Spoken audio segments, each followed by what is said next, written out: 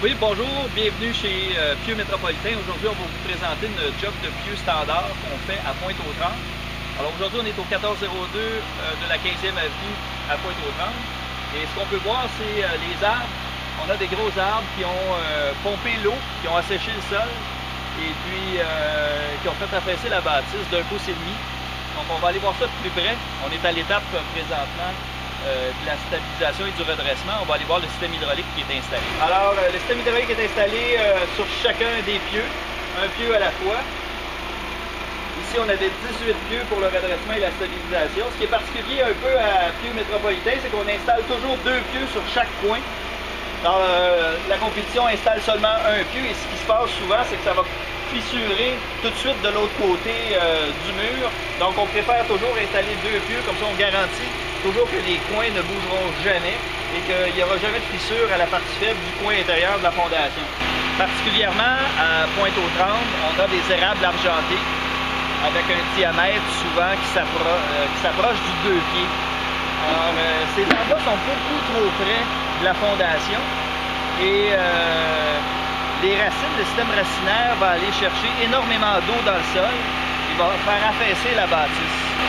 On en voit une série d'arbres ici d'un diamètre assez imposant. Donc on peut comprendre que l'affaissement du sol va être important pour cette série de propriétés-là.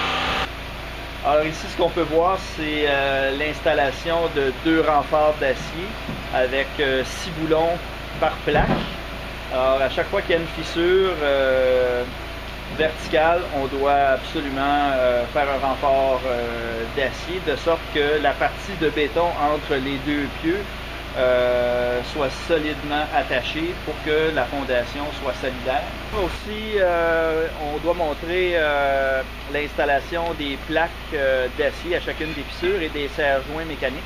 Alors au fur et à mesure que le bâtiment a été redressé, on va mettre la pression sur les serre-joints, les vis qu'on voit au-dessus, et on va barrer le bas de la fissure avec une plaque d'acier continue.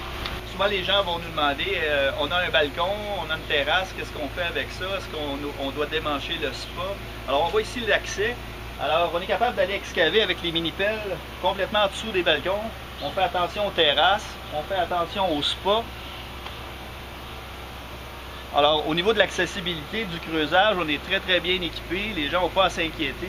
Ça se fait très bien. Alors ici, on va vous expliquer un petit peu comment on procède pour que les gens aient accès à leur bâtiment pendant les travaux. Donc ici, on a étayé le petit porche et puis on a mis une passerelle en acier galvanisé avec des montants pour empêcher que les gens puissent se blesser. Donc le bâtiment reste toujours accessible pendant les travaux et sécuritaire, c'est très important. Alors ici, on est à l'étape du bétonnage.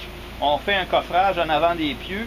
Le cylindre qui est carré va être bétonné et la partie de l'empattement de la footing qui a été cassée va être bétonnée également.